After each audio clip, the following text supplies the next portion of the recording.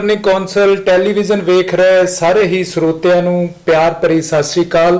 ਸਾਡੇ ਅੱਜ ਦੇ ਮਹਿਮਾਨ ਜੋ ਕਿ ਬਹੁਤ ਹੀ ਵਿਜ਼ਨਰੀ ਸੋਚ ਦੇ ਮਾਲਿਕ, ਇੱਕ ਸਫਲ ਕਿਸਾਨ, ਰਾਜਨੀਤਿਕ ਪੱਖ ਨੂੰ ਵੀ ਉਹਨਾਂ ਨੇ ਛੇੜਿਆ ਔਰ ਬਤੌਰ ਲੰਮਾ ਸਮਾਂ ਖਾਲਸਾ ਕਾਲਜ ਦੀਆਂ ਸੇਵਾਵਾਂ ਨਿਭਾ ਰਹੇ ਬਤੌਰ ਆਨਰੇਰੀ ਸੈਕਟਰੀ ਸਰਦਾਰ ਜਿੰਦਰਮੋਹਨ ਸਿੰਘ ਜੀ ਸ਼ੀਨਾ ਅੱਜ ਸਾਡੇ ਨਾਲ ਨੇ।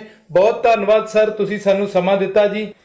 ਸਾਡੇ ਸਰੋਤਿਆਂ ਨੂੰ ਦੱਸਿਓ ਕਿ ਤੁਸੀਂ ਕਿੰਨੇ ਸਮੇਂ ਤੋਂ ਖਾਲਸਾ ਕਾਲਜ ਦੇ ਨਾਲ ਐਜ਼ ਏ ਸੇਵਾ ਕਰ ਰਹੇ ਹੋ ਜੀ। ਸਾਰਿਆਂ ਨੂੰ ਮੇਰੀ ਸਤਿ ਸ੍ਰੀ ਅਕਾਲ ਹੱਥ ਜੋੜ ਕੇ ਗੁਰੂ ਫਤਿਹ ਪ੍ਰਵਾਨ ਕਰਨੀ ਜੀ। ਮੈਂ ਖਾਲਸਾ ਕਾਲਜ ਦੇ ਵਿੱਚ 1981 ਦੇ ਵਿੱਚ ਮੈਂਬਰ ਬਣਿਆ ਸੀ ਔਰ 1981 ਮੈਂਬਰ ਬਣਨ ਤੋਂ ਬਾਅਦ ਤਕਰੀਬਨ ਸਾਰੇ ਅਹੁਦਿਆਂ 'ਤੇ ਕੰਮ ਕਰਨ ਦਾ ਮੈਨੂੰ ਮੌਕਾ ਮਿਲਿਆ ਔਰ 1986 ਵਿੱਚ ਹੀ ਮੈਨੂੰ ਮੈਨੇਜਿੰਗ ਕਮੇਟੀ ਵਿੱਚ ਉਸ ਵੇਲੇ ਦੇ ਪ੍ਰਧਾਨ ਸਾਹਿਬ ਨੇ ਲੈ ਲਿਆ ਸੀ ਔਰ ਬਹੁਤ ਵੱਖ-ਵੱਖ ਅਹੁਦਿਆਂ 'ਤੇ ਕੰਮ ਕਰਨ ਤੋਂ ਬਾਅਦ ਗੁਰੂ ਸਾਹਿਬ ਦੀ ਕਿਰਪਾ ਦੇ ਨਾਲ ਮੈਂ 1996 'ਚ ਇੱਕ ਵਾਰੀ ਆਨਰੇਰੀ ਸੈਕਟਰੀ ਬਣ ਗਿਆ, ਲੇਕਿਨ ਕੁਝ ਕਾਰਨਾਂ ਕਰਕੇ ਮੈਂ 7-8 ਮਹੀਨੇ ਬਾਅਦ ਰਿਜ਼ਾਈਨ ਕਰਤਾ ਸੀ ਔਰ ਫਿਰ 2002 'ਚ ਮੈਂ ਵਾਈਸ ਪ੍ਰੈਜ਼ੀਡੈਂਟ ਬਣਿਆ ਔਰ ਫਿਰ 2004 ਦੇ ਵਿੱਚ ਜਦੋਂ ਸਰ ਸਤਿਆਜੀਤ ਸਿੰਘ ਜੀ ਮਜੀਠੀਆ ਪ੍ਰਧਾਨ ਬਣੇ ਔਰ ਮੈਨੂੰ ਆਨਰੇਰੀ ਸੈਕਟਰੀ ਬਣਾਇਆ ਗਿਆ, ਉਦੋਂ ਤੋਂ ਲੈ ਕੇ ਸਾਡੀ ਲਗਾਤਾਰ ਸਰ ਸਤਿਆਜੀਤ ਸਿੰਘ ਮਜੀਠੀਆ ਪ੍ਰਧਾਨ ਔਰ ਮੈਂ ਦਾਸ ਨੂੰ ਬਤੌਰ ਆਨਰੇਰੀ ਸਕੱਤਰ ਸੇਵਾ ਕਰਨ ਦਾ ਮੌਕਾ ਮਿਲਿਆ ਔਰ ਉਦੋਂ ਤੋਂ ਅਸੀਂ ਇਲੈਕਟਡ ਬੋਡੀ ਹੈ ਸਾਡੀ। ਹਰ 5 ਸਾਲ ਬਾਅਦ ਸਾਡੀ ਚੋਣ ਹੁੰਦੀ ਹੈ ਔਰ ਹਰ 5 ਸਾਲ ਬਾਅਦ 1/3 ਮੈਂਬਰ ਰਿਟਾਇਰ ਹੁੰਦੇ ਆ। ਇਹ ਸਾਡਾ ਪ੍ਰੋੜਾ ਕਨਸਟੀਟਿਊਸ਼ਨ ਲਿਖਿਆ ਆ ਰਿਹਾ, ਉਸੇ ਕਨਸਟੀਟਿਊਸ਼ਨ ਦੇ ਮੁਤਾਬਕ ਸਾਡੀਆਂ ਚੋਣਾਂ ਹੁੰਦੀਆਂ ਨੇ ਔਰ ਸਾਨੂੰ ਬਾਰ-ਬਾਰ ਸੇਵਾ ਕਰਨ ਦਾ ਮੌਕਾ ਸਾਡੇ ਸਾਰੇ ਮੈਂਬਰ ਸਾਹਿਬਾਨ ਨੇ ਮਿਲ ਕੇ ਦਿੱਤਾ ਹੈ। ਉਹਨਾਂ ਦੇ ਵੀ ਅਸੀਂ ਧੰਨਵਾਦੀ ਹਾਂ ਔਰ ਗੁਰੂ ਸਾਹਿਬ ਦੇ ਬਾਰ-ਬਾਰ ਬੇਨਤ ਹੀ ਧੰਨਵਾਦੀ ਹਾਂ ਕਿ ਇੰਨੇ ਵੱਡੇ ਦੇਸ਼ ਦੇ ਔਰ ਕੌਮ ਦੀ ਸੇਵਾ ਕਰਨ ਦੇ ਇੱਕ ਇੰਨਾ ਵੱਡਾ ਕਾਲਜ ਚਾਨਣ ਮਨਾਰਾ ਜਿੱਥੋਂ ਲੱਖਾਂ ਵਿਦਿਆਰਥੀ ਪੜ੍ਹ ਕੇ ਗਏ ਨੇ, ਉਸ ਇਤਿਹਾਸਕ ਸਥਾਨ ਦੀ ਸੇਵਾ ਕਰਨ ਦਾ ਮੌਕਾ ਦਾਸ ਨੂੰ ਮਿਲਿਆ। ਤੁਸੀਂ ਸੇਵਾ ਦੀ ਗੱਲ ਕੀਤੀ, ਤੁਸੀਂ ਸਮਾਜਿਕ ਤੌਰ ਤੇ ਵੀ ਬਹੁਤ ਸੇਵਾ ਕਰ ਰਹੇ ਹੋ, ਖਾਲਸਾ ਕਾਲਜ ਦੀ ਵੀ ਤਨ ਮਨ ਦੇ ਨਾਲ ਸੇਵਾ ਕਰ ਰਹੇ ਹੋ। ਇਹ ਸੇਵਾ ਭਾਵਨਾਵਾਂ ਜਿਹੜੀਆਂ ਤੁਹਾਡੇ ਪਰਿਵਾਰਕ ਤੌਰ ਤੇ ਤੁਹਾਨੂੰ ਮਿਲੀਆਂ ਕਿ ਜਾਂ ਤੁਹਾਡੇ ਚੋਂ ਹੀ ਜਾਗਰ ਹੋਈਆਂ ਜੀ? ਅਜੇਪਾਲ ਜੀ, ਮੇਰੀ ਇਹ ਸੋਚ ਹੈ ਕਿ ਆਦਮੀ ਆਪ ਚਾਹ ਕੇ ਕੁਛ ਨਹੀਂ ਕਰ ਸਕਦਾ। ਇਹ ਪਰਮਾਤਮਾ ਦੀ ਬਖਸ਼ਿਸ਼ ਹੈ ਕਿ ਪਰਮਾਤਮਾ ਨੇ ਉਹਦੇ ਕੋਲੋਂ ਕੀ ਕੰਮ ਲੈਣਾ। ਸੋਸ਼ਲ ਅੱਜ ਦੇ ਜ਼ਮਾਨੇ 'ਚ, ਮਹਿੰਗਾਈ ਦੇ ਜ਼ਮਾਨੇ 'ਚ ਸਮਾਜ ਸੇਵਾ ਕਰਨੀ ਜਾਂ ਸੋਸ਼ਲ ਕੰਮ ਕਰਨੇ ਜਾਂ ਆਨਰੇਰੀ ਕੰਮ ਕਰਨੇ ਬਹੁਤ ਔਖੇ ਨੇ, ਕੋਈ ਸੌਖੇ ਨਹੀਂ ਹੈਗੇ। ਕੋਈ ਵੀ ਆਦਮੀ ਆਪਣੀ ਇਮਾਨਦਾਰੀ ਦੇ ਨਾਲ, ਤਨਦੇਹੀ ਨਾਲ ਜਿਹੜੀ ਆ ਉਹ ਨਿਸ਼ੁਲਕ ਸੇਵਾ ਕਰਨ ਨੂੰ ਅੱਜ ਤਿਆਰ ਨਹੀਂ। ਲੋਕਾਂ ਦੇ ਆਪਣੇ ਘਰਾਂ ਦੇ ਗੁਜ਼ਾਰੇ ਨਹੀਂ ਹੁੰਦੇ, ਲੇਕਿਨ ਪਰਮਾਤਮਾ ਨੇ ਮੈਨੂੰ ਇਸ ਸਮਰੱਥ ਬਣਾਇਆ, ਇਸ ਯੋਗ ਬਣਾਇਆ ਔਰ ਮੈਂ ਇਹ ਸੇਵਾਵਾਂ ਜਿਹੜੀਆਂ ਰੱਬ ਨੇ ਮੇਰੇ ਕੋਲ ਲਈਆਂ ਨੇ, ਮੈਂ ਉਹਨਾਂ ਦਾ ਪਰਮਾਤਮਾ ਦਾ ਸ਼ੁਕਰਗੁਜ਼ਾਰ ਹਾਂ। ਅਤੇ ਇਸ ਸਥਾਨ ਦੀ ਵੀ ਸੇਵਾ ਮੈਂ ਗੁਰਦੁਆਰਾ ਸਾਹਿਬ ਸਮਝ ਕੇ ਔਰ ਇਮਾਨਦਾਰੀ ਦੇ ਨਾਲ ਸਾਰੀ ਦੁਨੀਆ ਨੂੰ ਪਤਾ ਹੈ, ਸਾਰੇ ਸਾਡੇ ਮੈਂਬਰਾਂ ਨੂੰ, ਇੰਪਲਾਈਜ਼ ਨੂੰ ਪਤਾ ਹੈ ਕਿ ਉਹ ਤਨਦੇਹੀ ਨਾ ਕੀਤੀ। 16 ਸਾਲ ਤੁਸੀਂ ਆਨਰੇਰੀ ਸੈਕਟਰੀ ਵਜੋਂ ਉੱਥੇ ਸੇਵਾਵਾਂ ਦੇ ਰਹੇ ਹੋ ਔਰ ਆਪਣਾ ਪੂਰਾ ਸਮਾਂ ਉੱਥੇ ਦਿੰਦੇ ਹੋ। ਜਦੋਂ ਤੁਸੀਂ ਆਨਰੇਰੀ ਸੈਕਟਰੀ ਬਣੇ ਸੀਗੇ 4-5 ਔਸਤਨ ਸੰਸਥਾਵਾਂ ਸੀਗੀਆਂ ਔਰ ਉਹਨਾਂ ਦੀ ਵੱਧ ਕੇ ਗਿਣਤੀ ਹੁਣ ਤਕਰੀਬਨ 19-20 ਦੇ ਕਰੀਬ ਹੋ ਗਈ ਆ। ਇਹ ਵਿਜ਼ਨਰੀ ਸੋਚ ਤੁਹਾਡੀ ਟੀਮ ਨਾਲ ਲੈ ਕੇ ਚੱਲਦੀ ਆ ਔਰ ਜਿਹੜਾ ਤੁਹਾਡੀ ਮੈਨੇਜਮੈਂਟ ਦਾ ਇੱਕ ਜਜ਼ਬਾ ਤੇ ਜਨੂਨ ਆ? ਦੇਖੋ, ਜਦੋਂ ਮੈਂ ਔਰ ਸਰ ਸਤਿਆਜੀਤ ਸਿੰਘ ਨੇ ਅਸੀਂ ਟੇਕ ਓਵਰ ਕੀਤਾ ਸੀ ਤਾਂ ਅਸੀਂ ਦੋਨਾਂ ਨੇ ਬੈਠ ਕੇ ਫੈਸਲਾ ਕੀਤਾ ਕਿ ਬਹੁਤ ਚਿਰ ਤੋਂ 112 ਸਾਲਾਂ ਤੋਂ ਹੋ ਗਏ ਸੀ ਖਾਲਸਾ ਕਾਲਜ ਨੂੰ ਬਣਿਆ ਨੂੰ ਔਰ ਉਹ ਸਿਰਫ ਉਹਨਾਂ ਹੀ ਇਹਦਾ ਪਸਾਰ ਨਹੀਂ ਹੋਇਆ। ਜਦ ਕਿ ਸਾਡਾ ਉਸ ਵੇਲੇ ਸਮੇਂ ਦਾ ਹਾਣੀ ਲਾਹੌਰ ਦੇ ਵਿੱਚ DAV ਕਾਲਜ ਦੀ ਸਥਾਪਨਾ ਸ਼ੁਰੂ ਹੋਈ ਔਰ DAV ਕਾਲਜ ਪੂਰੇ ਦੇਸ਼ ਵਿੱਚ ਫੈਲਿਆ ਔਰ ਉਹਦੇ ਸਕੂਲ ਔਰ ਕਾਲਜ ਅੱਜ ਵੱਧ ਕੇ 7000 ਦੀ ਗਿਣਤੀ ਪਹੁੰਚ ਗਈ ਹੈ। ਲੇਕਿਨ ਪਤਾ ਨਹੀਂ ਕਿਉਂ ਉਸ ਵੇਲੇ ਦੇ ਬਜ਼ੁਰਗਾਂ ਦੇ ਕੋਲੋਂ ਕਿਸ ਤਰ੍ਹਾਂ ਇਹ ਰਹਿ ਗਿਆ ਕਿ ਸਾਡਾ ਖਾਲਸਾ ਕਾਲਜ ਉੱਥੇ ਹੀ ਖੜਾ ਰਹਿ ਗਿਆ। ਅਸੀਂ ਇਹਦਾ ਵਿੱਦਿਆ ਦਾ ਪ੍ਰਸਾਰ ਬਾਹਰ ਨਹੀਂ ਕਰ ਸਕੇ। ਮੈਂ ਸਮਝਦਾ ਕਿ ਇੰਨੇ ਪੁਰਾਣੇ ਸੁਸਾਇਟੀ ਨੂੰ ਵਿੱਦਿਆ ਦਾ ਪ੍ਰਸਾਰ ਪੂਰੇ ਦੇਸ਼ ਵਿੱਚ, ਪੂਰੀ ਦੁਨੀਆ ਵਿੱਚ ਕਰਨਾ ਚਾਹੀਦਾ ਸੀ। ਫਿਰ ਅਸੀਂ ਸੋਚਿਆ ਕਿ ਕਿਉਂ ਨਾ ਪ੍ਰੋਫੈਸ਼ਨਲ ਕਾਲਜ ਜਿਹੜੇ ਨੇ ਉਹ ਖੋਲ੍ਹੇ ਜਾਣ, ਬੱਚਿਆਂ ਨੂੰ ਸਿਰਫ BA ਔਰ MA ਦੀ ਪੜ੍ਹਾਈ ਨਾ ਦਿੱਤੀ ਜਾਵੇ ਜਿਹਦੇ ਨਾਲ ਕਿ ਸਰਟੀਫਿਕੇਟ ਲੈ ਕੇ ਤੁਰੇ ਫਿਰਦੇ ਆ, ਉਹਨਾਂ ਨੂੰ ਕੋਈ ਜੋਬ ਨਹੀਂ ਮਿਲਦੀ। ਐਸੇ ਕੋਰਸ ਲਏ ਜਾਣ, ਕਾਲਜ ਖੋਲ੍ਹੇ ਜਾਣ ਜਿਹਨੇ ਜੋਬ ਓਰੀਐਂਟਡ ਹੋਣ ਔਰ ਪ੍ਰੋਫੈਸ਼ਨਲ ਕਾਲਜ ਖੋਲ੍ਹੇ ਜਾਣ। ਫਿਰ ਅਸੀਂ ਵਾਰੀ ਕੋਈ ਐਸਾ ਸਾਲ ਨਹੀਂ ਜਿਸ ਸਾਲ ਅਸੀਂ ਕੋਈ ਕਾਲਜ ਜਾਂ ਸਕੂਲ ਨਹੀਂ ਖੋਲ੍ਹਿਆ ਔਰ ਸਾਰੇ ਪ੍ਰੋਫੈਸ਼ਨਲ ਕਾਲਜ ਅਸੀਂ ਖੋਲ੍ਹੇ, ਚਾਹੇ ਉਹ ਨਰਸਿੰਗ ਕਾਲਜ ਹੈ, ਚਾਹੇ ਉਹ B.Ed ਕਾਲਜ ਇੱਕ ਹੋਰ ਖੋਲ੍ਹਿਆ, ਚਾਹੇ ਉਹ ਵੈਟਰਨਰੀ ਕਾਲਜ ਪੰਜਾਬ ਦਾ ਇੱਕੋ ਇੱਕ ਕਾਲਜ ਹੈ, ਪੰਜਾਬ 'ਚ ਹੋਰ ਕੋਈ ਕਾਲਜ ਨਹੀਂ ਔਰ ਬਲਕਿ ਦੇਸ਼ ਵਿੱਚ ਸਾਡਾ ਇੱਕੋ ਪ੍ਰਾਈਵੇਟ ਕਾਲਜ ਹੈ ਔਰ ਫਾਰਮੇਸੀ ਕਾਲਜ ਅਸੀਂ ਖੋਲ੍ਹਿਆ, ਨਰਸਿੰਗ ਕਾਲਜ ਖੋਲ੍ਹਿਆ, ਲਾਅ ਕਾਲਜ ਖੋਲ੍ਹਿਆ ਔਰ ਬਿਜ਼ਨਸ ਸਟੱਡੀਜ਼ ਦੇ ਕਾਮਰਸ ਦੇ ਕਾਲਜ ਖੋਲ੍ਹੇ, ਮੋਹਾਲੀ ਵਿੱਚ ਕਾਲਜ ਖੋਲ੍ਹਿਆ, ਚੁੰਡਾ ਦੇਵੀ ਇੱਥੇ ਕਾਲਜ ਖੋਲ੍ਹਿਆ ਅਸੀਂ, ਔਰ ਹੇਅਰ ਪਿੰਡ ਦੇ ਫਿਜ਼ੀਕਲ ਐਜੂਕੇਸ਼ਨ ਦਾ ਕਾਲਜ ਖੋਲ੍ਹਿਆ। ਯਾਨੀ ਕੋਈ ਐਸਾ ਕਾਲਜ ਨਹੀਂ ਜਿਹੜਾ ਅਸੀਂ ਨਹੀਂ ਖੋਲ੍ਹਿਆ।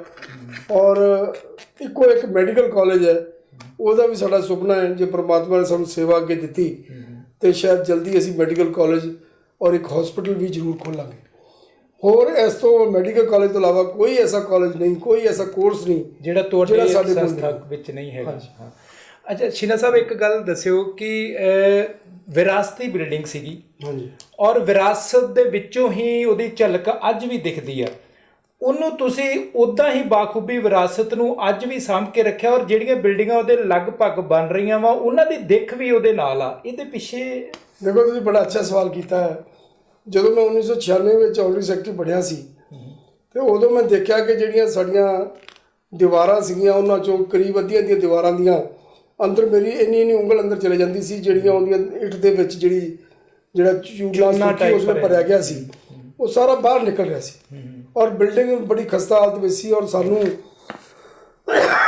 ਉਸ ਵੇਲੇ ਬਾਦਲ ਸਰਕਾਰ ਬਣੀ ਸੀ, ਅਸੀਂ ਉਹਨਾਂ ਕੋਲ 5 ਕਰੋੜ ਰੁਪਏ ਦੀ ਡਿਮਾਂਡ ਕੀਤੀ ਸੀ ਕਿ ਬਿਲਡਿੰਗ ਦੀ ਸੇਵਾ ਸੰਭਾਲ ਵਾਸਤੇ ਸਾਨੂੰ 5 ਕਰੋੜ ਰੁਪਏ ਦਿੱਤਾ ਜਾਵੇ। ਬਾਦਲ ਸਾਹਿਬ ਨੇ ਵਾਅਦਾ ਵੀ ਕੀਤਾ ਸੀ, ਲੇਕਿਨ ਸਿਰਫ ਸਾਨੂੰ 50 ਲੱਖ ਰੁਪਏ ਉਸ ਵੇਲੇ ਮਿਲਿਆ।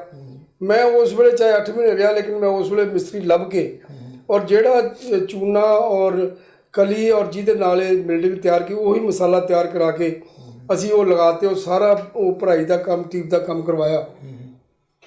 ਔਰ ਜਦੋਂ ਅਸੀਂ 2004 ਵਿੱਚ ਦੁਬਾਰਾ ਟੇਕ ਓਵਰ ਕੀਤਾ ਤੇ 2004 ਤੋਂ ਬਾਅਦ ਜਿੰਨੀਆਂ ਬਿਲਡਿੰਗਾਂ ਅਸੀਂ ਬਣਾਈਆਂ ਨੇ ਉਹ ਸਾਰੀਆਂ ਉਸੇ ਦਿਖਦੀਆਂ। ਜ਼ਰੂਰ ਹੈ ਕਿ ਅੱਜ ਉਸ ਤਰ੍ਹਾਂ ਦੀ ਇੱਟ ਲੈਣੀ, ਉਸ ਤਰ੍ਹਾਂ ਦੀ ਇੱਟ ਨੂੰ ਘੜਨਾ, ਉਸ ਤਰ੍ਹਾਂ ਦੇ ਕਾਰੀਗਰ ਲੱਭਣੇ, ਉਸ ਤਰ੍ਹਾਂ ਦਾ ਉਹ ਮਹਿੰਗਾਈ ਹੈ, ਬਹੁਤ ਮਹਿੰਗਾ ਪੈ ਰਿਹਾ। ਲੇਕਿਨ ਅਸੀਂ ਦ੍ਰਿੜ ਇਰਾਦਾ ਇਹ ਰੱਖਿਆ ਕਿ ਜਿਹੜੀ ਵੀ ਬਿਲਡਿੰਗ ਬਣਾਉਣੀ ਹੈ ਅਸੀਂ ਖਾਲਸਾ ਕਾਲਜ ਦੀ ਉਸੇ ਆਰਕੀਟੈਕਚਰ ਬਿਊਟੀ ਨੂੰ ਅੱਗੇ ਰੱਖ ਕੇ ਲਾਉਣੀ ਹੈ। ਔਰ ਅੱਜ ਜਿੰਨੀਆਂ ਅਸੀਂ ਨਵੀਆਂ ਬਿਲਡਿੰਗਾਂ ਬਣਾਈਆਂ ਨੇ, ਜਿਹੜਾ ਵੀ ਕੈਂਪਸ ਵਿਜ਼ਿਟ ਕਰਦਾ ਹੈ ਉਹਨੂੰ ਇਹ ਪਤਾ ਨਹੀਂ ਚੱਲਦਾ ਕਿਹੜੀ ਬਿਲਡਿੰਗ ਨਵੀਂ ਹੈ ਤੇ ਕਿਹੜੀ ਪੁਰਾਣੀ ਹੈ। ਸਾਡੇ ਤੋਂ ਪਹਿਲਾਂ ਜਿਹੜੀਆਂ ਮੈਨੇਜਮੈਂਟਾਂ ਸੀ ਉਹਨਾਂ ਨੇ ਜਿਹੜੀਆਂ ਬਿਲਡਿੰਗਾਂ ਬਣਾਈਆਂ ਸੀ, ਸੌਰੀ ਟੂ ਸੇ, ਮੈਨੂੰ ਅਫਸੋਸ ਹੁੰਦਾ ਕਹਿਣ ਦੇ ਵਿੱਚ ਕਿ ਉਹ ਉਹਨਾਂ ਨੇ ਆਧੁਨਿਕ ਯੁੱਗ ਦੇ ਨਾਲ ਪਲਸਤਰ ਕਰਕੇ ਬਣਾ ਦਿੱਤੀਆਂ। ਅਸੀਂ ਉਹਨਾਂ ਬਿਲਡਿੰਗਾਂ ਨੂੰ ਵੀ ਦੁਬਾਰਾ ਠੀਕ ਕਰਕੇ ਉਹਨਾਂ ਨੂੰ ਖਾਲਸਾ ਕਾਲਜ ਦੇਖ ਦਿੱਤੀ। ਇੱਕ ਦੱਸਿਓ ਕਿ ਤੁਹਾਡੇ ਕੋਲ ਸਿੱਖ ਇਤਿਹਾਸ ਰਿਸਰਚ ਸੈਂਟਰ ਆ, ਔਰ ਉਹ ਵੀ ਤੁਸੀਂ ਵਿਰਾਸਤੀ ਤੌਰ ਤੇ ਸਾਂਭ ਕੇ ਉਹਨੂੰ ਇੱਕ ਮਿਊਜ਼ੀਅਮ ਦੇ ਰਹੇ ਹੋ। ਉਹਦੇ ਬਾਰੇ ਵੀ ਸਾਡੇ ਸਰੋਤਿਆਂ ਨੂੰ ਦੱਸਿਓ ਕਿ ਉਹ ਡਿਪਾਰਟਮੈਂਟ ਜਿਹੜਾ ਇੱਕ ਤੁਸੀਂ ਸ਼ੁਰੂ ਕੀਤਾ ਵਾ, ਉਹਦੇ ਵਿੱਚ ਦੂਰ ਦਰਾਡੇ ਤੋਂ ਜਿਹੜੇ ਵੀ ਇਸ ਸਿੱਖੀ ਨਾਲ ਜਾਂ ਪੰਜਾਬੀਅਤ ਨਾਲ ਜੁੜੇ ਲੋਕ ਆ, ਉਹ ਆਣ ਕੇ ਵੇਖਣਗੇ ਤੇ ਅਸ਼ ਕਰ ਉੱਠਣਗੇ। ਦੇਖੋ, 1936 ਦੇ ਵਿੱਚ ਪ੍ਰੋਫੈਸਰ ਗੰਡਾ ਸਿੰਘ ਜੀ ਨੇ ਇਹ ਸਿੱਖ ਰਿਸਰਚ ਹਿਸਟਰੀ ਸੈਂਟਰ ਸਾਡਾ ਖੋਲ੍ਹਿਆ ਸੀ, ਸਿੱਖ ਖੋਜ ਦਾ ਕੇਂਦਰ ਖੋਲ੍ਹਿਆ ਸੀ। ਲੇਕਿਨ ਮੈਨੂੰ ਫਿਰ ਅਫਸੋਸ ਹੁੰਦਾ ਹੈ ਕਿ ਉਹਦੇ ਵਿੱਚ ਉਹਨਾਂ ਦੇ ਟਾਈਮ ਤੋਂ ਬਾਅਦ ਉਹ ਇੰਨਾ ਕੰਮ ਨਹੀਂ ਹੋਇਆ ਖੋਜ ਦਾ ਜਿੰਨਾ ਹੋਣਾ ਚਾਹੀਦਾ ਸੀ। ਔਰ ਮੈਂ ਜਦੋਂ ਬਿਲਡਿੰਗ ਦੇਖੀ ਤੇ ਉਹ ਬਿਲਡਿੰਗ ਜਿਹੜੀ ਹੈ, ਉਹ ਲਾਇਬ੍ਰੇਰੀ ਜਿਹੜੀ ਖਾਲਸਾ ਕਾਲਜ ਜਿਹੜੇ ਲੋਕ ਪੜ੍ਹੇ ਇੱਥੇ ਉਹਨਾਂ ਨੂੰ ਪਤਾ ਹੈ, ਖਾਲਸਾ ਕਾਲਜ ਦੀ ਬਿਲਡਿੰਗ ਦੇ ਪਿੱਛੇ ਕੰਟੀਨ ਸੀ, ਕੰਟੀਨ ਦੇ ਨਾਲ ਪਿੱਛੇ ਇੱਕ ਜਗ੍ਹਾ ਸੀ ਜਿਹਦੇ ਵਿੱਚ ਉੱਪਰਲੀ ਫਸਟ ਫਲੋਰ ਦੇ ਉੱਤੇ ਉਹਨੂੰ ਇਸ ਜਿਹੜੀ ਜਿੰਨਾ ਵੀ ਉਹਨਾਂ ਕੋਲ ਸਾਡੇ ਕੋਲ ਸਮਾਨ ਹੈ ਉਹ ਸਾਰਾ ਉੱਥੇ ਡਿਸਪਲੇ ਕੀਤਾ ਸੀ। ਲੇਕਿਨ ਡਿਸਪਲੇ ਕਰਨ ਦੀ ਜਿਹੜੀ ਤਰੀਕਾ ਸੀ ਉਹਦਾ ਬਹੁਤ ਅੱਛਾ ਨਹੀਂ ਸੀ ਹੈਗਾ। ਮੈਂ ਬਾਹਰੋਂ ਕਿਊਰੇਟਰ ਬੁਲਾਏ, ਸਰ ਮੋਹਨ ਸਿੰਘ ਜੀ ਰਿਟਾਇਰ ਕਿਊਰੇਟਰ ਨੇ ਪਟਿਆਲਾ ਤੋਂ, ਉਹਨਾਂ ਨੂੰ ਮੈਂ 4-5 ਵਾਰੀ ਬੁਲਾਇਆ। ਹੈਦਰਾਬਾਦ ਤੋਂ ਸਾਡੇ ਇੱਕ ਜਿਨ੍ਹਾਂ ਨੇ ਨਿਜ਼ਾਮ ਹੈਦਰਾਬਾਦ ਦਾ ਮਿਊਜ਼ੀਅਮ ਬਣਾਇਆ, ਉਹਨਾਂ ਨੂੰ ਅਸੀਂ 2-3 ਵਾਰੀ ਬੁਲਾਇਆ ਔਰ ਸਲਾਹ ਲੈ ਕੇ ਫਿਰ ਅਸੀਂ ਨਵੀਂ ਬਿਲਡਿੰਗ ਜਿਹੜੀ ਹੈ ਗੁਰਦੁਆਰਾ ਸਾਹਿਬ ਦੇ ਨਾਲ B.Ed ਕਾਲਜ ਦਾ ਗੁਰਦੁਆਰਾ ਸਾਹਿਬ ਦੇ ਵਿਚਕਾਰ ਜਿਹੜੀ ਜਗ੍ਹਾ ਸੀ ਉੱਥੇ ਅਸੀਂ ਸਿੱਖ ਰਿਸਰਚ ਹਿਸਟਰੀ ਸੈਂਟਰ ਦੀ ਅਸੀਂ ਬਿਲਡਿੰਗ ਬਣਾਈ ਹੈ, ਜਿੱਥੇ ਅੱਜ ਜਿਹੜਾ ਤੁਹਾਡਾ ਵੈਬ TV ਹੈ ਇਹਦਾ ਵੀ ਸਟੂਡੀਓ ਅਸੀਂ ਉੱਥੇ ਬਣਾਇਆ।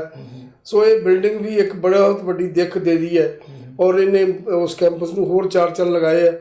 ਔਰ ਅਸੀਂ ਉਹਨਾਂ ਨੂੰ ਸਾਰਿਆਂ ਨੂੰ ਸੈਗਰੀਗੇਟ ਕਰਕੇ, ਕਿਉਂਕਿ ਮੈਂ ਸਮਝਦਾ ਸਾਡੇ ਕੋਲ ਬੜਾ ਅਨਮੋਲ ਖਜ਼ਾਨਾ ਜਿਹੜਾ ਕਿਸੇ ਕੋਲ ਨਹੀਂ ਹੈ। ਔਰ ਗੁਰੂ ਸਾਹਿਬ ਦੇ ਬੀੜਾ ਨੇ ਹੱਥ ਲਿਖਤ ਬੀੜਾ ਸਾਡੇ ਕੋਲ ਕਈ ਨੇ, ਉਹਨਾਂ ਦਾ ਸਾਰਾ ਖਜ਼ਾਨਾ, ਕਈ ਹਥਿਆਰ ਨੇ ਉਸ ਵੇਲੇ ਪੁਰਾਣੇ ਜ਼ਮਾਨੇ ਦੇ, ਫੋਟੋਆਂ ਨੇ ਪੁਰਾਣੀਆਂ, ਉਹਨਾਂ ਸਾਰਿਆਂ ਨੂੰ ਸੈਗਰੀਗੇਟ ਕਰਕੇ ਉਹਨਾਂ ਦੇ ਅਲੱਗ-ਅਲੱਗ ਕਮਰਿਆਂ ਦੇ ਵਿੱਚ ਅਸੀਂ ਮਿਊਜ਼ੀਅਮ ਟਾਈਪ ਅਸੀਂ ਉਹ ਡਿਸਪਲੇ ਕੀਤਾ, ਤਿਆਰ ਕੀਤਾ। ਔਰ ਜਿਹੜੇ ਵੀ ਵਿਜ਼ਿਟਰ ਆਉਂਦੇ ਨੇ ਉਹ ਮੰਨਦੇ ਨੇ ਕਿ ਵਾਕਈ ਹੁਣ ਅੱਜ ਜਿਹੜਾ ਹੈ ਇਹ ਸਿੱਖ ਹਿਸਟਰੀ ਰਿਸਰਚ ਸੈਂਟਰ ਜਿਹੜਾ ਉਹਨੂੰ ਨਵੀਂ ਦਿੱਖ ਮਿਲੀ ਹੈ ਔਰ ਇੱਕ ਅਸੀਂ ਇੱਕ ਮਿਊਜ਼ੀਅਮ ਦੀ ਸ਼ਕਲ ਦਿੱਤੀ। ਮਿਊਜ਼ੀਅਮ ਦੀ ਸ਼ਕਲ ਦਿੱਤੀ। ਤੁਸੀਂ Khalsa college governing council television ਦੀ ਗੱਲ ਕੀਤੀ ਕਿ ਅਸੀਂ ਉੱਥੇ ਹੀ ਸਟੂਡੀਓ ਬਣਾ ਰਹੇ ਹਾਂ, ਔਰ ਤੁਸੀਂ Khalsa college governing council television ਦੇ ਚੀਫ ਐਡੀਟਰ ਹੋ। ਤੁਹਾਡੇ ਮਨ ਦੇ ਵਿੱਚ ਇਹ ਕਿੱਦਾਂ ਆਇਆ ਕਿ ਸਾਨੂੰ ਇਹ ਇੱਕ ਖਾਲਸਾ ਕਾਲਜ ਗਵਰਨਿੰਗ ਕੌਂਸਲ ਦਾ ਟੈਲੀਵਿਜ਼ਨ ਦੇਣਾ ਚਾਹੀਦਾ, ਜਿੱਥੇ ਜਿੱਥੇ ਵੀ ਖਾਲਸਾ ਕਾਲਜ ਦੇ ਨਾਲ ਜੁੜੇ ਪੰਜਾਬੀ ਜਾਂ ਇਸ ਨੂੰ ਪਿਆਰ ਕਰਨ ਵਾਲੇ ਦੁਨੀਆ ਦੇ ਵਿੱਚ ਆ, ਉਹ ਸਿੱਧਾ ਇਹਦੇ ਨਾਲ ਜੁੜਨਗੇ? ਅਜੇਪਾਲ ਜੀ, ਅੱਜ ਪੂਰੀ ਦੁਨੀਆ ਦੇ ਵਿੱਚ ਜਿਹੜੀ ਇਹ ਨਵੀਂ ਟੈਕਨੋਲੋਜੀ, ਇਲੈਕਟ੍ਰੋਨਿਕ ਟੈਕਨੋਲੋਜੀ ਹੈ, ਇਹ ਡੇ ਟੂ ਡੇ ਰੋਜ਼ ਬਦਲ ਰਹੀ ਹੈ। ਕੁਝ ਗੱਲਾਂ ਸੀ ਕਿ ਸਾਲਾਂ ਬਾਅਦ ਬਦਲਦੀ ਸੀ, ਫਿਰ ਸਾਲ ਬਾਅਦ, ਫਿਰ ਮਹੀਨਿਆਂ ਬਾਅਦ। ਅੱਜ ਹਰ ਰੋਜ਼ ਨਵੀਂ ਟੈਕਨੋਲੋਜੀ ਦੇ ਵਿੱਚ ਕੁਝ ਨਾ ਕੁਝ ਨਵਾਂ ਐਡ ਹੁੰਦਾ। 2014 ਦੇ ਵਿੱਚ ਅਸੀਂ ਸੈਂਟਰਲ ਗਵਰਨਮੈਂਟ ਨੂੰ ਅਪਲਾਈ ਕੀਤਾ FM ਰੇਡੀਓ ਵਾਸਤੇ। ਉਹਨਾਂ ਨੇ ਐਪਲੀਕੇਸ਼ਨਾਂ ਮੰਗੀਆਂ ਤੇ ਅਸੀਂ ਸੋਚਿਆ ਕਿ ਕਿਉਂ ਨਾ ਖਾਲਸਾ ਕਾਲਜ ਦਾ FM ਰੇਡੀਓ ਆਪਣਾ ਬਣਾਇਆ ਜਾਵੇ। ਉਹਦੇ ਵਾਸਤੇ 25,000 ਰੁਪਏ ਸਾਡਾ ਜਮ੍ਹਾਂ ਹੈ ਸੈਂਟਰਲ ਗਵਰਨਮੈਂਟ ਨੂੰ, ਅਜੇ ਵੀ ਲੈਣ ਵਾਲਾ।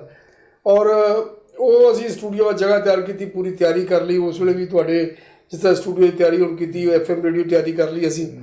ਲੇਕਿਨ ਸਾਡੀ ਛੋਟੀ ਜਿਹੀ ਇੱਕ ਗੱਲ ਦੇ ਉੱਤੋਂ ਉਹਨਾਂ ਨੇ ਸਾਡੇ 'ਤੇ ਓਬਜੈਕਸ਼ਨ ਲਗਾ ਦਿੱਤਾ ਕਿ ਜਿਹੜਾ ਸਾਡਾ ਕਨਸਟੀਟਿਊਸ਼ਨ ਹੈ ਉਹਦੇ ਵਿੱਚ ਲਿਖਿਆ ਹੋਇਆ, ਔਰ ਉਹੀ ਕਨਸਟੀਟਿਊਸ਼ਨ ਅਸੀਂ ਕਦੀ ਇੱਕ ਅੱਖਰ ਨਹੀਂ ਬਦਲ ਸਕਦੇ। ਉਹਦੇ 'ਤੇ ਬੜਾ ਕਲੀਅਰ ਹੈ ਕਿ ਅਸੀਂ ਸਿੱਖ ਟ੍ਰੈਡੀਸ਼ਨਸ ਨੂੰ, ਸਿੱਖ ਜਿਹੜੇ ਸਾਡੇ ਗੁਰੂ ਸਾਹਿਬਾਨਾਂ ਦੀ ਜਿਹੜੀਆਂ ਉਪਦੇਸ਼ ਨੇ, ਉਹਨਾਂ ਨੂੰ ਅਸੀਂ ਬੱਚਿਆਂ ਤੱਕ ਲੈ ਕੇ ਜਾਵਾਂਗੇ ਔਰ ਬੱਚਿਆਂ ਨੂੰ ਉਹਦੀ ਪੜ੍ਹਾਈ ਦੇਵਾਂਗੇ, ਧਾਰਮਿਕ ਸਿੱਖਿਆ ਅਸੀਂ ਦੇਵਾਂਗੇ। ਉਹਨਾਂ ਨੇ ਉਸ ਵੇਲੇ ਉੱਥੋਂ ਕੋਈ ਵਹਿਮ ਲਾਤਾ ਕਿ ਨਹੀਂ ਜੀ ਇੱਥੇ ਤੁਸੀਂ ਪਤਾ ਨਹੀਂ ਕੋਈ ਰਿਲੀਜੀਅਸ ਕਰੋਗੇ ਜਾਂ ਕੀ ਕਰੋਗੇ, ਇਹ ਲਾਈਨ ਹਟਾਓ। ਅਸੀਂ ਕਿਹਾ ਜੀ ਇਹ ਲਾਈਨ ਬਿਲਕੁਲ ਨਹੀਂ ਹਟਾਉਣੀ, ਅਸੀਂ ਇੱਕ ਲਾਈਨ ਛੱਡ ਕੇ ਇੱਕ ਅੱਖਰ ਨਹੀਂ ਹਟਾ ਸਕਦੇ। ਸਾਡਾ ਉਸ ਵੇਲੇ FM ਰੇਡੀਓ ਦਾ ਸਾਨੂੰ ਲਾਇਸੈਂਸ ਨਹੀਂ ਮਿਲਿਆ। ਉਸ ਤੋਂ ਬਾਅਦ ਉਹਨਾਂ ਨੂੰ ਮੈਂ ਕੋਈ ਸਿਫਾਰਸ਼ਾਂ ਵਗੈਰਾ ਲੜਾਈਆਂ ਤੇ ਫਿਰ ਦੁਬਾਰਾ ਉਹਨਾਂ ਦੇ ਫੋਨ ਵੀ ਸਾਲ ਬਾਅਦ ਸਾਨੂੰ ਆਏ ਕਿ ਅਸੀਂ ਹੁਣ ਤੁਹਾਨੂੰ ਉਹਨਾਂ ਸ਼ਰਤਾਂ ਸਮੇਤ ਹੀ ਦੇਣ ਨੂੰ ਤਿਆਰ ਹੈ FM। ਪਰ ਉਹ ਆਪਣਾ ਮਨ ਖੱਟਾ ਹੋ ਗਿਆ। ਫਿਰ ਉਹ ਅੱਜ ਇੱਕ ਵਕਤ ਨੇ 6 ਸਾਲ ਬਾਅਦ ਇੱਕ ਦੌਰ ਬਦਲਿਆ ਔਰ ਵੈਬ YouTube ਦੇ ਉੱਪਰ ਇਹ ਵੈਬ TV ਜਿਹੜਾ ਚੱਲਣ ਦਾ ਇਹ FM ਰੇਡੀਓ ਨਾਲੋਂ ਵੀ ਸੌਖਾ ਹੈ ਤੇ everybody can watch it and everybody can see it. ਅਸੀਂ ਸੋਚਿਆ ਕਿ ਕਿਉਂ ਨਾ ਅਸੀਂ ਇਹਨੂੰ ਸ਼ੁਰੂ ਕਰੀਏ। ਔਰ ਅੱਜ ਇਸ ਕਰੋਨਾ ਦੇ ਯੁੱਗ ਦੇ ਵਿੱਚ ਬੱਚਿਆਂ ਨੂੰ ਲੋੜ ਵੀ ਹੈ ਕਿ ਜਿਹੜੇ ਬੱਚਿਆਂ ਕੋਲ ਮੰਨ ਲਓ ਕੋਈ ਗਰੀਬ ਬੱਚਾ ਪੜ੍ਹ ਰਿਹਾ, ਉਹਦੇ ਘਰ 'ਚ ਇੱਕ ਹੀ ਟੈਲੀਫੋਨ ਹੈ ਔਰ ਉਹ ਵਿਚਾਰੇ ਕੋਲ ਜਿਹੜਾ ਟੈਲੀਫੋਨ ਲੇਟੈਸਟ ਨਹੀਂ ਹੈਗਾ, ਜਿਹਨੂੰ ਲੇਟੈਸਟ ਟੈਲੀਫੋਨ ਕਹਿੰਦੇ ਆ, ਉਹ ਆਪਣਾ ਨਹੀਂ ਪੜ੍ਹ ਸਕਦਾ ਕਲਾਸ ਦੇ ਵਿੱਚ। ਜਿਵੇਂ ਸਾਡੇ ਬੱਚਿਆਂ ਨੂੰ ਅਸੀਂ ਟੀਚਰ ਸਾਡੇ ਬਕਾਇਦਾ ਅਸੀਂ ਇਹ ਕਰ ਦਿੱਤਾ ਕਿ ਹਰ ਸਕੂਲ ਔਰ ਕਾਲਜ ਦੇ ਸਾਡੇ ਟੀਚਰ ਆਪਣਾ ਪੀਰੀਅਡ ਉਸ ਤਰ੍ਹਾਂ ਲਗਾਇਆ ਕਰਨਗੇ। ਬੱਚੇ ਨਹੀਂ ਆਉਣਗੇ, ਬੱਚੇ ਆਪਣੇ ਘਰ ਬੈਠ ਕੇ ਪੜ੍ਹਨਗੇ, ਲੇਕਿਨ ਪੀਰੀਅਡ ਉਸ ਤਰ੍ਹਾਂ ਲੱਗਣਗੇ, 1 2 3 4 ਪੀਰੀਅਡ ਉਸੇ ਟਾਈਮ ਟੇਬਲ ਲੱਗੇਗਾ ਔਰ ਟੀਚਰ ਨੂੰ ਪੜ੍ਹਾਉਣਗੇ। ਜਿਸ ਬੱਚੇ ਕੋਲ ਘਰ 'ਚ ਇੱਕ ਹੀ ਟੈਲੀਫੋਨ ਹੈ, ਉਹਦਾ ਬਾਪ ਲੈ ਗਿਆ, ਮਦਰ ਲੈ ਗਈ, ਕੋਈ ਭੈਣ ਭਰਾ ਵੱਡਾ ਲੈ ਗਿਆ, ਉਹਦੇ ਕੋਲ ਨਹੀਂ ਹੈ, ਉਹ TV ਤੇ ਲਗਾ ਕੇ ਉਹਨੂੰ ਆਪਣੇ ਪ੍ਰੋਗਰਾਮ ਨੂੰ ਦੇਖ ਸਕਦਾ, ਪੜ੍ਹ ਸਕਦਾ। ਸੋ ਇਸ ਕਰਕੇ ਅਸੀਂ ਸੋਚਿਆ ਕਿ ਔਰ ਅੱਜ ਇਹਨੂੰ ਸਮਝਦਾਰੀ ਬਣਾਉਣ ਵਾਸਤੇ ਮੈਨੂੰ ਬੜੀ ਉਮੀਦ ਹੈ ਕਿ ਜਿਹੜੀ ਤੁਸੀਂ ਔਰ ਤੁਹਾਡੇ ਨਾਲ ਜਿਹੜੀ ਹੋਰ ਟੀਮ ਹੈ ਉਹ ਇਸ TV ਨੂੰ ਇੰਨਾ ਇੰਟਰਸਟਿੰਗ ਬਣਾਓਗੇ ਕਿ ਲੋਕ ਜਿਹੜੇ ਇਸ TV ਨੂੰ ਦੇਖਣਗੇ ਉਹ ਜੀ ਕਰੇਗਾ ਕਿ TV ਦੇਖਦੇ ਰਹੇ। Khalsa college governing council television ਤੇ ਸਰ ਤੁਸੀਂ ਦੱਸਿਓ ਕਿ ਕਲਚਰਲ ਐਕਟੀਵਿਟੀਜ਼ ਵੀ ਦਿਓਗੇ ਜੀ ਲਾਈਵ? ਬਿਲਕੁਲ, ਅਸੀਂ ਸਾਰੇ ਇੰਸਟੀਟਿਊਸ਼ਨ ਜਿਹੜੇ ਨੇ ਉਹਨਾਂ ਦੀ ਦੁਨੀਆ ਕਲਚਰ ਐਕਟੀਵਿਟੀ ਹੁੰਦੀਆਂ ਨੇ, ਕਿਉਂਕਿ ਹਰ ਇੰਸਟੀਟਿਊਸ਼ਨ ਸਾਲ 'ਚ ਇੱਕ ਐਨੂਅਲ ਕਲਚਰ ਐਕਟੀਵਿਟੀ ਹੁੰਦੀ ਹੈ। ਸਾਡੇ ਆਪਣੇ ਇੰਸਟੀਟਿਊਸ਼ਨ ਦੇ ਸਕੂਲਾਂ ਦਾ, ਕਾਲਜਾਂ ਦਾ ਕਲਚਰ ਐਕਟੀਵਿਟੀ ਦਾ ਕੰਪੀਟੀਸ਼ਨ ਵੀ ਹੁੰਦਾ, ਮੁਕਾਬਲਾ ਹੁੰਦਾ। ਜਦੋਂ ਸਾਡੇ ਇੰਨੇ ਇੰਸਟੀਟਿਊਸ਼ਨ ਬਣ ਗਏ ਫਿਰ ਅਸੀਂ ਇਹ ਵੀ 2014-15 ਦਾ ਸ਼ੁਰੂ ਕੀਤਾ ਹੈ ਕਿ ਸਾਡੇ ਆਪਣੇ ਕਾਲਜਾਂ ਦੇ ਕੰਪੀਟੀਸ਼ਨ ਵੀ ਹੁੰਦੇ, ਗੇਮਾਂ ਦੇ ਵੀ, ਕਲਚਰ ਐਕਟੀਵਿਟੀ ਦਾ ਵੀ ਔਰ ਧਾਰਮਿਕ ਵੀ। ਔਰ ਇਸ ਤਰ੍ਹਾਂ ਅਸੀਂ ਸਕੂਲਾਂ ਦੇ ਵੀ ਕਰਾਉਂਦੇ ਹਾਂ, ਕਿਉਂਕਿ ਇਸ ਵੇਲੇ ਸਾਡੇ ਕੋਲ 13 ਕਾਲਜ ਨੇ ਔਰ 5 ਜਿਹੜੇ ਸਕੂਲ ਨੇ, ਉਹਨਾਂ ਸਾਰਾ ਦਾ ਆਪਸ ਕੰਪੀਟੀਸ਼ਨ ਵੀ ਹੁੰਦਾ ਤੇ ਧਾਰਮਿਕ ਗਤੀਵਿਧੀਆਂ ਔਰ ਕਲਚਰ ਐਕਟੀਵਿਟੀਜ਼ ਅਸੀਂ ਦਿਖਾਇਆ ਕਰਾਂਗੇ। ਇਸ ਦੇ ਨਾਲ ਨਾਲ ਸਰ ਸਪੋਰਟਸ ਦਾ ਖੇਤਰ ਵੀ ਤੁਸੀਂ ਲਾਈਵ ਕਰਵਾਓਗੇ? ਨੈਚੁਰਲੀ ਜਿੰਨੀਆਂ ਗਤੀਵਿਧੀਆਂ ਹੁੰਦੀਆਂ ਨੇ ਕਾਲਜ ਦੇ ਵਿੱਚ ਜਾਂ ਸਕੂਲਾਂ ਵਿੱਚ, ਚਾਹੇ ਉਹ ਸਪੋਰਟਸ ਦੀਆਂ ਨੇ, ਚਾਹੇ ਉਹ ਕਲਚਰ ਐਕਟੀਵਿਟੀ, ਚਾਹੇ ਧਾਰਮਿਕ ਐਕਟੀਵਿਟੀਜ਼ ਨੇ ਜਾਂ ਕਨਵੋਕੇਸ਼ਨ ਨੇ, ਐਨੂਅਲ ਪ੍ਰਾਈਜ਼ ਡਿਸਟ੍ਰੀਬਿਊਸ਼ਨ ਹੈ, ਸਾਰੀਆਂ ਅਸੀਂ ਗਤੀਵਿਧੀਆਂ ਨੂੰ ਦਿਖਾਇਆ ਕਰਾਂਗੇ। ਔਰ ਉਹਦਾ ਬਕਾਇਦਾ TV ਸਾਡਾ ਪਹਿਲਾਂ ਅਨਾਊਂਸਮੈਂਟ ਕਰੇਗਾ ਕਿ ਪਰਸੋਂ ਜਾਂ ਇੰਨੀ ਡੇਟ ਨੂੰ ਫਲਾਣੇ ਸਕੂਲ ਦੀ ਜਾਂ ਫਲਾਣੇ ਕਾਲਜ ਦੀ ਫਲਾਣੀ ਗਤੀਵਿਧੀ ਜਿਹੜੀ ਆ ਉਹ ਆ ਜਾਏਗੀ। ਤੇ ਜਿਹੜੀ ਅਲਿਊਮਨੀਜ਼ ਸਾਡੇ ਇਸ ਸੰਸਥਾ ਦੇ ਦੇਸ਼ ਵਿਦੇਸ਼ ਦੇ ਵਿੱਚ ਬੈਠੇ ਨੇ, ਉਹਨਾਂ ਦੇ ਜਿਹੜੇ ਨਾਮਵਰ ਅਲਿਊਮਨੀ ਰਹੇ ਨੇ, ਜਿੱਦਾਂ ਤੁਸੀਂ ਹਰ ਵਾਰ ਅਲਿਊਮਨੀ ਮੀਟ ਕਰਵਾਉਂਦੇ ਹੋ, ਉਹਦੇ ਵਿੱਚ ਵੀ ਉਹਨਾਂ ਨੂੰ ਸੱਦਾ ਦੇ ਕੇ ਉਹ ਵੀ ਇਸ ਚੈਨਲ ਦੇ ਨਾਲ ਜੁੜਨਗੇ ਜੀ? ਬਿਲਕੁਲ ਜੀ, ਅਸੀਂ ਇੱਕ ਤੇ ਪਹਿਲੀ ਗੱਲ ਖੁਸ਼ੀ ਦੀ ਹੈ ਕਿ ਅਲੂਮਨੀ ਡੇਟ ਅਸੀਂ ਹਰ ਵਾਰੀ ਅੱਗੇ ਨਵੀਂ ਕੋਸ਼ਿਸ਼ ਕਰਦੇ ਸੀ ਔਰ ਪਹਿਲਾਂ ਅਸੀਂ ਨਵੰਬਰ ਸ਼ੁਰੂ ਕੀਤੇ ਔਰ ਬਾਅਦ ਵਿੱਚ ਬੜੀ ਡਿਮਾਂਡ ਆਈ। ਫਿਰ ਅਸੀਂ ਫੈਸਲਾ ਕੀਤਾ ਕਿ 5 ਮਾਰਚ ਨੂੰ ਸਾਡਾ ਫਾਊਂਡੇਸ਼ਨ ਡੇ ਹੈ। ਖਾਲਸਾ ਕਾਲਜ ਦਾ ਫਾਊਂਡੇਸ਼ਨ ਜਿਹੜਾ ਹੈ 5 ਮਾਰਚ 1992 ਨੂੰ ਰੱਖਿਆ ਗਿਆ ਗੁਰਦੁਆਰਾ ਸਾਹਿਬ ਦੇ ਵਿੱਚ। ਉਸ ਦਿਨ ਨੂੰ ਅਸੀਂ ਫਾਊਂਡੇਸ਼ਨ ਡੇ ਦੇ ਤੌਰ ਤੇ ਮੰਨ ਕੇ ਤੇ ਅਲੂਮਨੀ ਡੇ ਪਰਮਾਨੈਂਟ ਕਰ ਦਿੱਤਾ। ਪਰਮਾਨੈਂਟ 5 ਮਾਰਚ ਨੂੰ ਕੋਈ ਡੇ ਹੋਵੇ ਉਹ ਹਰ ਸਾਲ ਅਲੂਮਨੀ ਹੋਇਆ ਕਰੇਗੀ। ਦੂਰ ਦੇਸ਼ 'ਚ ਬੈਠੇ ਲੋਕ ਜਿਹੜੇ ਸੁਣਨ ਵਾਲੇ ਆ, ਮੇਰੀ ਉਹਨਾਂ ਸਾਰਿਆਂ ਨੂੰ ਹੱਥ ਜੋੜ ਕੇ ਬੇਨਤੀ ਹੈ ਕਿ ਤੁਸੀਂ ਜਿਹੜਾ ਇੰਡੀਆ 'ਚ ਆਉਣ ਦਾ ਜਿਹੜਾ ਆਪਣਾ ਸ਼ਡਿਊਲ ਹੈ ਉਹਦੇ ਹਿਸਾਬ ਨਾਲ 5 ਮਾਰਚ ਦੇ ਲਗਭਗ ਲੈ ਕੇ ਜਾ ਕੇ ਆਗੇ ਤੈਅ ਕਰਕੇ ਬਣਾਓ, ਤਾਂ ਕਿ ਤੁਸੀਂ ਇਸ ਅਲੂਮਨੀ ਮੀਟ ਨੂੰ ਆਪਣੇ ਉਸ ਮਦਰ ਇੰਸਟੀਟਿਊਸ਼ਨ ਜਦੋਂ ਤੁਸੀਂ ਪੜ੍ਹ ਕੇ ਗਏ ਹੋ ਉਹਨੂੰ ਆ ਕੇ ਦੇਖ ਸਕੋ। ਉਹਦੀਆਂ ਜਿਹੜੀਆਂ ਯਾਦਾਂ ਜਦੋਂ ਸਮਾਂ ਬਿਤਾਇਆ ਵਾ ਉਹ ਯਾਦਾਂ ਤਾਜ਼ੀਆਂ ਕਰ ਸਕੋ। ਉਸ ਅਲੂਮਨੀ ਮੀਟ 'ਚ ਮੈਂ ਜਪਾਲ ਜੀ ਇਹ ਵੀ ਦੇਖਿਆ ਕਿ ਬਹੁਤ ਸਾਰੇ ਸਾਡੇ ਪੁਰਾਣੇ ਪਲੇਅਰ ਆਏ, ਬਹੁਤ ਸਾਰੇ ਪੁਰਾਣੇ ਵਿਦਿਆਰਥੀ ਆਏ, ਜਿਹੜੇ ਬਜ਼ੁਰਗ ਹੋਏ ਨੇ, ਉਹਨਾਂ ਨੇ ਆਪਣੀ ਕਲਾਸ 'ਚ ਆ ਕੇ ਆਪਣਾ ਬੈਂਚ ਦੇਖਿਆ, ਆਪਣੀਆਂ ਯਾਦਾਂ ਤਾਜ਼ੀਆਂ ਕੀਤੀਆਂ। ਜਿਹੜੇ ਹੋਸਟਲ 'ਚ ਰਹਿੰਦੇ ਸੀ ਆਪਣੇ ਹੋਸਟਲ ਦਾ ਰੂਮ ਜਾ ਕੇ ਦੇਖਿਆ, ਉਹਨਾਂ ਨੇ ਆਪਣੀ ਯਾਦਾਂ ਤਾਜ਼ੀਆਂ ਕੀਤੀਆਂ। ਕਈਆਂ ਦੀ ਅੱਖਾਂ 'ਚ ਖੁਸ਼ੀ ਨਾਲ ਹੰਝੂ ਆ ਗਏ। ਸ਼ੀਨਾ ਸਾਹਿਬ, ਤੁਸੀਂ ਬਹੁਤ ਹੀ ਗ੍ਰਾਸ ਰੂਟ ਦੇ ਨਾਲ ਜੁੜੇ ਜੇ ਹਰ ਪੱਖ ਤੋਂ, ਚਾਹੇ ਉਹ ਖਾਲਸਾ ਕਾਲਜ ਦਾ ਕਿਸਾਨੀ ਦਾ ਪੱਖ ਵੀ ਆ, ਤੁਹਾਡੇ ਕੋਲ ਆਰਗੈਨਿਕ ਖੇਤੀ ਵੀ ਜਿਹੜੀ ਆ ਉਹ ਹੋ ਰਹੀ ਆ ਉੱਥੇ ਖਾਲਸਾ ਕਾਲਜ ਦੇ ਵਿੱਚ। ਉਹਦੇ ਬਾਰੇ ਵੀ ਸਾਡੇ ਸਰੋਤਿਆਂ ਨੂੰ ਦੱਸਿਓ ਕਿ ਉਹ ਬੜੀ ਉੱਚੀ ਸੋਚ ਆ ਅੱਜ ਦੇ ਦੌਰ ਦੇ ਵਿੱਚ। ਨਹੀਂ ਤੇ ਮਿਲਾਵਟ, ਪੈਸਟੀਸਾਈਡ, ਸਾਰਾ ਕੁਝ ਲੋਕ ਈਵਨ ਕਿ ਆਪਣੀਆਂ ਜ਼ਮੀਨਾਂ ਹੁੰਦਿਆਂ ਵੀ ਮਿਲਾ ਕੇ ਖਾ ਰਹੇ ਨੇ। ਪਿਛਲੇ 5 ਸਾਲ ਤੋਂ ਅਸੀਂ ਖਾਲਸਾ ਕਾਲਜ ਦੇ ਵਿੱਚ ਆਰਗੈਨਿਕ ਖੇਤੀ ਸ਼ੁਰੂ ਕੀਤੀ ਹੈ। ਗੰਨਾ ਵੀ ਸਾਡਾ ਆਰਗੈਨਿਕ ਹੈ ਔਰ ਗੁੜ ਸਾਡਾ ਇੰਨਾ ਨਹੀਂ ਬਣਦਾ ਜਿੰਨੀ ਜ਼ਿਆਦਾ ਡਿਮਾਂਡ ਹੁੰਦੀ। ਔਰ ਸਬਜ਼ੀ ਵੀ ਅਸੀਂ ਉੱਥੇ ਦੁਕਾਨ ਖੋਲ੍ਹੀ, ਜਿਹੜੀ ਔਰ ਸਬਜ਼ੀ ਆਰਗੈਨਿਕ ਹੈ ਉਹ ਅਸੀਂ ਬਾਹਰ ਰਾਮਤੀਰਥ ਰੋਡ ਦੇ ਉੱਤੇ ਜਿਹੜੀ ਹੈ ਉਹ ਅਸੀਂ ਦਿੰਦੇ ਹਾਂ। ਜਿਹੜੇ ਲੋਕ ਆਰਗੈਨਿਕ ਦੀ ਖੇਤੀਆਂ ਕਰਦੇ ਉਹ ਵੀ, ਚੌਲ ਜਿਹੜੇ ਨੇ ਉਹ ਵੀ ਅਸੀਂ ਆਰਗੈਨਿਕ ਸਾਡੀ ਬਣਾਏ ਹੈ, ਕਣਕ ਵੀ ਆਰਗੈਨਿਕ ਬਣਾਈ ਹੈ। ਸੋ ਆਰਗੈਨਿਕ ਖੇਤੀ ਕਰਨ ਦਾ ਜਿਹੜੀ ਹੈ ਉਹਦਾ ਤਰੀਕਾ ਵੀ ਸਟੂਡੈਂਟਸ ਨੂੰ ਦੇਖਣ ਨੂੰ ਮਿਲਦਾ ਹੈ ਔਰ ਲੋਕਾਂ ਨੂੰ ਇਹਦਾ ਬੜਾ ਵੱਡਾ ਫਾਇਦਾ ਮਿਲਦਾ ਹੈ। ਸਾਡੇ ਕੋਲ ਇਸ ਵੇਲੇ ਸ਼ਹਿਦ ਆਰਗੈਨਿਕ ਹੈ, ਗੁੜ ਆਰਗੈਨਿਕ ਹੈ, ਚਾਵਲ ਆਰਗੈਨਿਕ ਹੈ, ਸਬਜ਼ੀਆਂ ਆਰਗੈਨਿਕ ਨੇ, ਕਣਕ ਆਰਗੈਨਿਕ ਹੈ।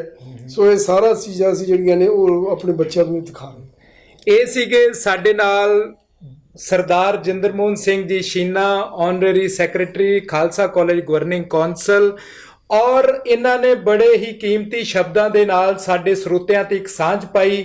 ਦੇਸ਼ ਦੁਨੀਆ ਦੇ ਵਿੱਚ ਸਾਡੇ ਸਰੋਤੇ ਸਾਰਿਆਂ ਨੇ ਇਹਨਾਂ ਦੇ ਖਾਲਸਾ ਕਾਲਜ ਦੇ ਸੁਚੱਜੇ ਅਗਵਾਈ ਵਾਲੇ ਪ੍ਰਬੰਧ ਨੂੰ ਉਹਨਾਂ ਦੇ ਮੁੱਖ ਚੋਂ ਸੁਣਿਆ। ਸ਼ੀਨਾ ਸਰ, ਅਸੀਂ ਬਹੁਤ ਬਹੁਤ ਧੰਨਵਾਦੀ ਹਾਂ, ਤੁਸੀਂ ਸਾਨੂੰ ਸਮਾਂ ਦਿੱਤਾ। Khalsa college governing council television ਵੇਖ ਰਹੇ ਸਾਰੇ ਹੀ ਸਰੋਤਿਆਂ ਨੂੰ ਮੈਂ ਅਜੇਪਾਲ ਸਿੰਘ ਢਿੱਲੋਂ ਬਹੁਤ ਪਿਆਰ ਭਰੀ ਸਤਿ ਸ਼੍ਰੀ ਅਕਾਲ ਬੁਲਾਉਣਾ।